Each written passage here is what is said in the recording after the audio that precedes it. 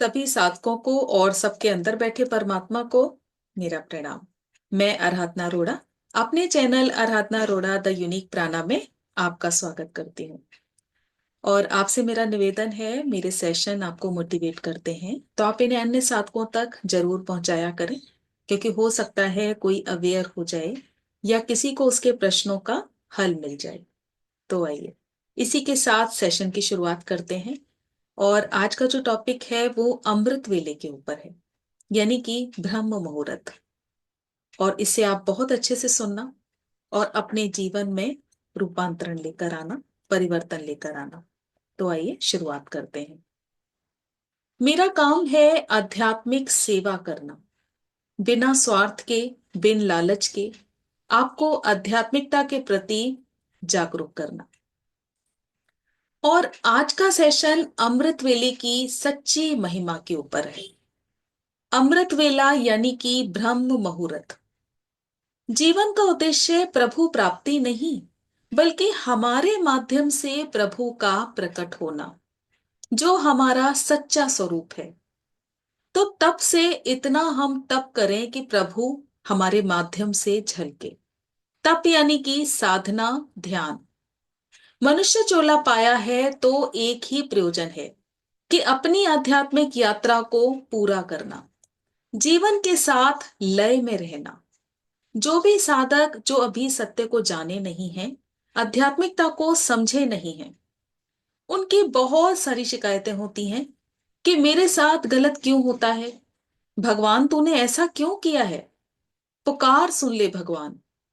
यानी फिर एक ऐसी भी स्टेज आती है कि अब उनको लगता है कि भगवान है ही नहीं, क्योंकि इतनी सारी पुकार लगाने के बाद भी कोई सुनता ही नहीं। वो काफी पुकारने के बाद भी जब सामने से आवाज नहीं आती, जैसे कि अगर अपना ही एग्जाम्पल ले लें, जब हम किसी को बुलाते हैं, बहुत बुलाते हैं, आवाज लगाते हैं, लेकिन सामने से कोई भी पुकार नहीं आती, तो हम क्या समझते हैं? हम ये समझते हैं कि वो है ही नहीं, सामने वो इंसान है ही नहीं। तो इसी तरह से ये साधक भी, इसका ये सोचना होता है कि भगवान है ही नहीं। तो सूर्य की रोशनी अगर आपको चाहिए या उसकी ऊर्जा लेनी है, तो आप क्या करोगे? उसे आवाज लगाओगे या डायरेक्ट उसके सामने जाकर बैठोगे? तो आंसर यही है कि सामने जाकर आपको बैठना पड़ेगा। जबकि हमारी आत्मा को उस सुप्रीम पावर की अनुभूति है, हमारी आत्मा जानती है, क्योंकि उसी सागर की एक बूंद है। तो अब यहां पर प्रश्न उठता है कि फिर करना क्या है? ब्रह्म मुहूर्त, अमृत वेला, ये सबको पता है, पर अमृत वेला ही क्यों? तो इस अच्छे से इस कॉन्सेप्ट को हम समझेंगे। अमृत वेला वह समय जिस वक्त मानव का मन संसार के झमेलों से पूरी तरह से मुक्त होता है, यानी कि कोई शोर नहीं, फालतू के विचार नहीं आते, कोई भीड़ भाड़ नहीं, कोई ट्रैफिक नहीं, पूरी तरह से उस समय शांत मन होता है। अमृत वेला, सच नाव वड़े आई विचार। तो आज इसी को हम बहुत अच्छे से समझेंगे। सच नाव, सदा स्थिर रहने वाला, ईश्वर का नाम, विचारो, ईश्वर के बड़कपन पर विचार, अमृत के घंटों में सच्चे नाम का जप, प्रभु चिंतन। अमृत के घंटों में यानी ब्रह्म मुहूर्त में सच्चे नाम का जप, उस परमात्मा का जप, प्रभु का चिंतन करना, उसको याद करना। पूरा दिन भी तो परमात्मा का है, फिर सुबह ही क्यों? ये भी साधकों के अंदर प्रश्न आ सकता है। तो हम सभी पर विचार करते हैं। अब जो भी विचार आपके अंदर जागरण ले आए, सबसे पहले तो अमृत वेला सूर्योदय से पहले सुबह के शुरुआती घंटे, यानी कि 3 बजे से 6 बजे तक ध्यान के लिए, आध्यात्मिक अभ्यास के लिए पवित्र समय माना जाता है, जब most of jealousy energy, anger energy या फिर नेगेटिव एनर्जी अभी नींद में है। ऐसे समय जब पूरी तरह से रास्ता खाली है, कोई शोरगुल नहीं, कोई ट्रैफिक नहीं, तो कनेक्शन जल्दी होगा। और ऐसे ही समय जो हायर एनर्जी है, जैसे कि संत महात्माएं हैं, सब पूरी तरह से साधना में होते हैं, तो एनर्जी कैसी हुई? पूरी तरह से प्योर हुई, पवित्र हुई, शुद्ध हुई। तो ये सात्विक समय है। और मॉर्निंग टाइम हम अपनी जर्नी के लिए भी कभी कभी चुनते हैं, क्योंकि हमें पता है कि उस समय रास्ता पूरी तरह से क्लियर मिलेगा। तो प्रभु भक्ति में लगे रहने से जब हमारा अंतःकरण शांत होता है, तो आत्मचिंतन की अवस्था आती है कि मैं कौन हूं, क्यों आया, क्या करना है। ये अवस्था आत्म साक्षात्कार की अवस्था है, जब स्वयं का विवेक जागता है। इसे स्वयं का आत्म जागरण भी कहते हैं। और आप देखो कि जब हम अकेले होते हैं, शांत अवस्था में होते हैं, तभी हमारे अंदर अपने को लेकर प्रश्न आते हैं।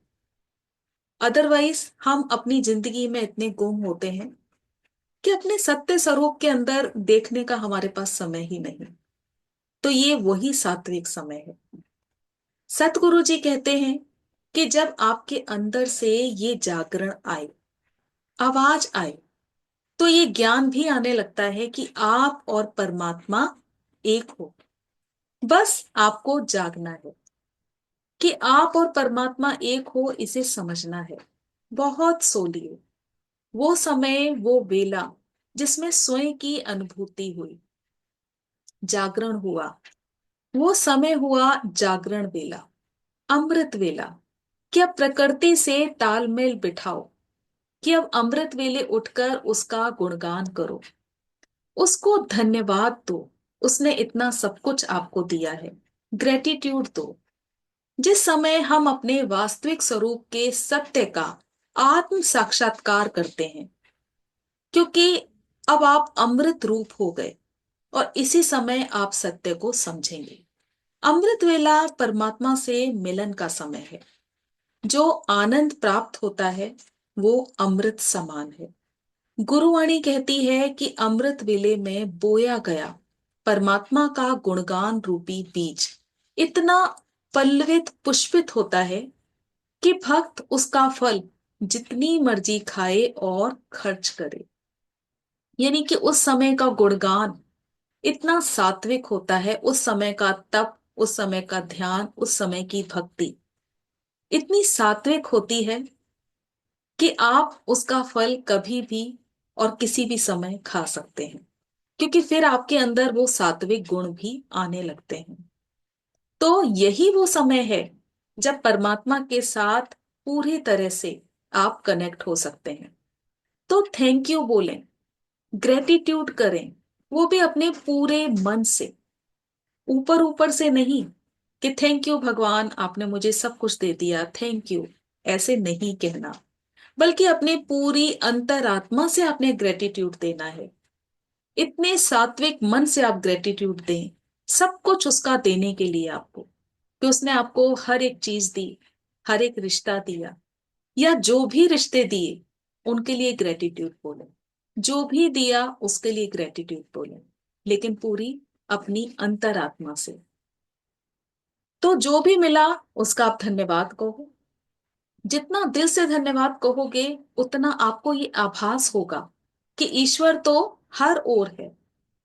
इस समय प्रभु सिमरन से, ध्यान करने से चेतना का ऐसा विस्तार होता है, ऐसी प्रगति होती है कि आपको फिर वो प्रगति दिखने लगती है, ज्ञान मिलता है और मोक्ष का ज्ञान प्राप्त होता है। तो संत महात्माओं द्वारा दिए इस ज्ञान को, परमात्मा के इस हुक्म को मानकर पूर्ण समर्पण कर दो। बस अब जो भी है वो तू ही है। और भाग्य का निर्माण करें, शुक्राने करें इन पलों के, जब परमात्मा ने ये मैसेज आपको दिया है। तो जब इतना सब कुछ परमात्मा ने आपको दिया, तो फिर आप भी उठें और अमृत वेले पर अपने भाग्य का निर्माण करें, उसका गुणगान करें, उसका धन्यवाद करें। तो मुझे पूरी उम्मीद है आप बहुत अच्छे से समझे हैं। आज के लिए इतना ही। बहुत बहुत धन्यवाद आप सभी का।